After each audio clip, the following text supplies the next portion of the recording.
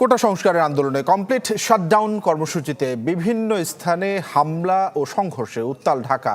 মেরুল বাড্ডায় আন্দোলনকারীদের সাথে ধাওয়া পাল্টা ধাওয়া হয় পুলিশ ও ছাত্রলীগের।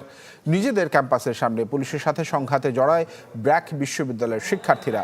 রামপুরায় পুলিশ বক্সে আগুন দেবার ঘটনা ঘটে, সেখানে ধাওয়া দেয়া হয় পুলিশ সদস্যদেরকে। রাষ্ট্রীয় গণমাধ্যম বিটিভি ভবনের ভেতরেও আগুন দেয়া হয়। যাত্রাবাড়ি শনিরাখড়া এলাকাতেও কয়েক দফায় সংঘর্ষ হয়েছে। লাঠিসোঁটা নিয়ে মহড়া দেয় বেশ কিছু লোকজন, পরে রাবার বুলেট ছুড়ে পরিস্থিতি নিয়ন্ত্রণে আনে আইনশৃঙ্খলা বাহিনী। কাজলার টোল প্লাজায় বিভিন্ন গাড়িতে হামলার চেষ্টা করা হয়। অন্যদিকে হামলা পাল্টা হামলা হয়েছে উত্তরাতেও। মিরপুর 10 নম্বরেও চলছে ব্যাপক সংঘর্ষ। আর ধানমন্ডিতে পুলিশের সাথে ধাওয়া পাল্টা ধাওয়ার আতঙ্ক ছড়িয়ে পড়ে পুরো এলাকায়।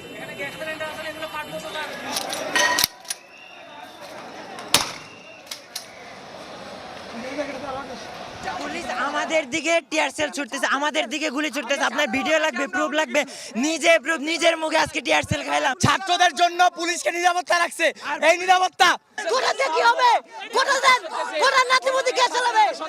সন্ত্রাসীকে সন্ত্রাস। কিছুক্ষণ আগে যাত্রাবাড়ির সার্বিক পরিস্থিতি জানিয়েছেন শফিকুল ইসলাম সবুজ। বিকেল নাগাদ যাত্রাবাড়ি এলাকায় চলমান যে সংঘর্ষ, তার 3 পক্ষের সংঘর্ষের রূপ নেয়। আইনশৃঙ্খলা রক্ষাকারী বাহিনীর সদস্যরা রয়েছেন যাত্রাবাড়ির এই অংশে, অপরদিকে যাত্রাবাড়ি মেয়র মোহাম্মদ হানিফ টোল প্লাজার ওই পাশে রয়েছেন আন্দোলনকারী শিক্ষার্থীরা। আর এর পাশাপাশি কিছুক্ষণ আগে এখানে ক্ষমতাসীন দল বাংলাদেশ আওয়ামী লীগের সহযোগী সংগঠনের নেতাকর্মীরাও এই সংঘর্ষে জড়ায় এবং এখন কিন্তু বলা চলে 3 পক্ষের সংঘর্ষ চলছে। রীতিমতো রণক্ষেত্রেও পরিস্থিতি। যাত্রাবাড়ি শনিরাখড়া রায়েরবাগ থেকে কাজলা পর্যন্ত পুরো এই সড়ক জুড়ে এই পরিস্থিতির আসলে সমাধান কোথায়, তাও আইনশৃঙ্খলা রক্ষাকারী বাহিনী কুল কিনারা করতে পারছেন না। কেননা মুহুর্মুহু tear shell, rubber bullet, sound grenade অনেক কিছুই ছোড়া হয়েছে, কিন্তু এখন পর্যন্ত পুরো এলাকা কিন্তু বলা চলে রণক্ষেত্র এবং থেমেই কিন্তু আসলে এই সংঘর্ষের মাত্রা বাড়ছে। আমরা দেখছি যে এখন বিকেল হয়ে গেছে, তো তারপরও কিন্তু গতকাল রাত থেকে যে সংঘর্ষ শুরু হয়েছে যাত্রাবাড়ির এই সড়কে, সেই সংঘর্ষ কিছু চলমান রয়েছে। একটু আগে দেখলেন র্যাবের নেতৃত্বে যে কাজটা হয়েছে, আমার নেতৃত্বে, সেটা আমরা কিন্তু ডিসপাস করার চেষ্টা করেছি। আমরা চাই যে এর মধ্যে তারা ক্ষান্ত হবে এবং যারা উত্তেজিত জনতা আছে তারা তাদের জীবন এবং তার রাষ্ট্রীয় সম্পদের ক্ষতি না করে তারা ঘরে ফিরে যাবেন, এটা আমাদের প্রত্যাশা।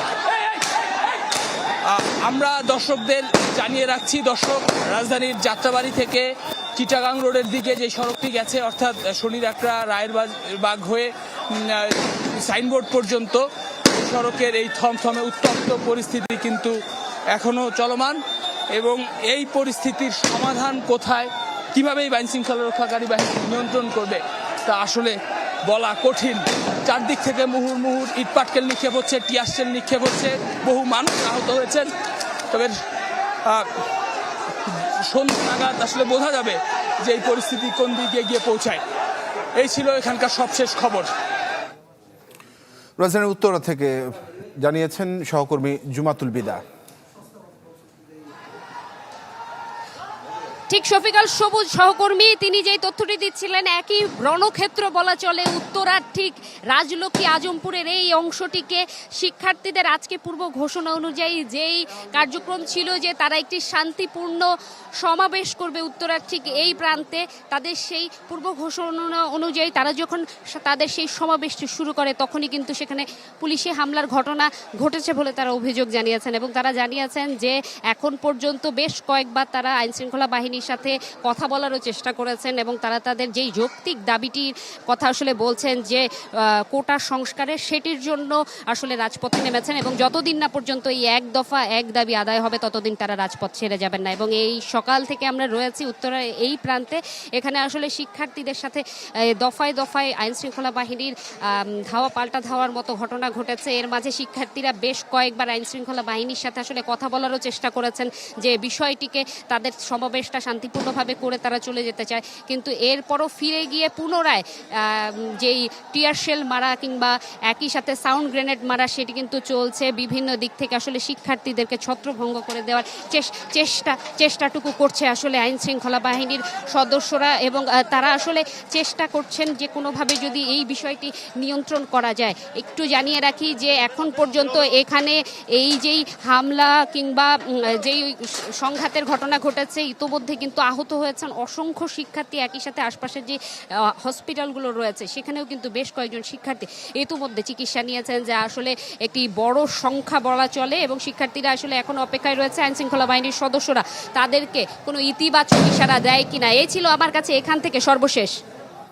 দর্শক, ধানমন্ডির খবর জানবো। ধানমন্ডি থেকে সবশেষ পরিস্থিতির খবর জানিয়েছেন হিরণ খান। আমি এখন ধানমন্ডি 27 নম্বরে আছি। আপনি দেখতে পাচ্ছেন পুলিশ এবং ছাত্রদের মধ্যে যেই সংঘর্ষ আপনি দেখতে পাচ্ছেন, পুরোপুরি বলা যেতে পারে পুরো এলাকা একটা রণক্ষেত্রে পরিণত হয়েছে। আপনি দেখতে পাচ্ছেন ছাত্ররা ওই পাশ থেকে তারা পুলিশকে লক্ষ্য করে ইটপাটকেল ছুটছে এবং পুলিশও আসলে তাদেরকে ছত্রভঙ্গ করার জন্য চেষ্টা করছে। এই 27 নম্বর মিনাবাজার এবং মিনাবাজারের গলি যেটাকে বলা হয়, এছাড়া লালমাটিয়া, মোহাম্মদপুর পুরো এলাকায় কিন্তু এই রণক্ষেত্রের মতো অবস্থা এবং চারিদিক থেকে আসলে ইট পাটকেল এবং ছোড়া হচ্ছে। এবং এই এলাকার আশপাশের যেই বাসভবন রয়েছে, অনেকেই বাসভবনের এবং যে প্রতিষ্ঠানগুলো রয়েছে সেই প্রতিষ্ঠানের কাচও আসলে তারা ভেঙে দিয়েছেন আমরা দেখেছি। এবং দেখতে পাচ্ছেন মুহুমুহু আসলে গুলির শব্দ, বৃষ্টির মতো ইট ছোড়া হচ্ছে। আপনি দেখতে পাচ্ছেন যে পুরো এলাকাটা কিন্তু আসলে রণক্ষেত্রে পরিণত হয়েছে এবং ছাত্ররা আগ্রাসী ভূমিকা পালন করছেন এবং এই জায়গাটি থেকে সরে আসতে হচ্ছে আমাদের।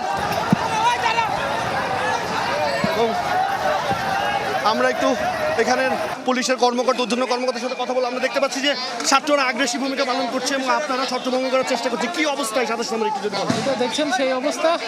আমরা এখানে তাদের প্রথমে শান্তিপূর্ণভাবে তাদের বাধা দিয়েছিলাম, পরবর্তীতে তাদের এই আগ্রাসী ভূমিকার কারণে আমরা তাদেরকে ছত্রভঙ্গ করার জন্য আমরা আগাচ্ছি আর কি। পুরো রাস্তা কিন্তু আসলে রণক্ষেত্রে পরিণত হয়েছে।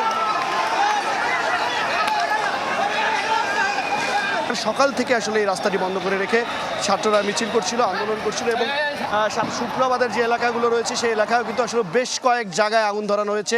পুলিশ চেকপোস্ট যেটি, পুলিশ পোস্ট যেটি 27 নম্বরে, সেই পোস্টটিও আসলে পুড়িয়ে দেওয়া হয়েছে, আমি নিজে দেখেছি। এবং সেই জায়গাটি থেকে, এই জায়গাটি থেকে যারা সাধারণ মানুষ আছেন আশপাশের, তারা কিন্তু আসলে আতঙ্ক অবস্থা বিরাজ করছে। এই ছিল এখান থেকে সর্বশেষ তথ্য। জানছিলাম ধানমন্ডির খবর জানিয়েছিলেন হিরণ খান।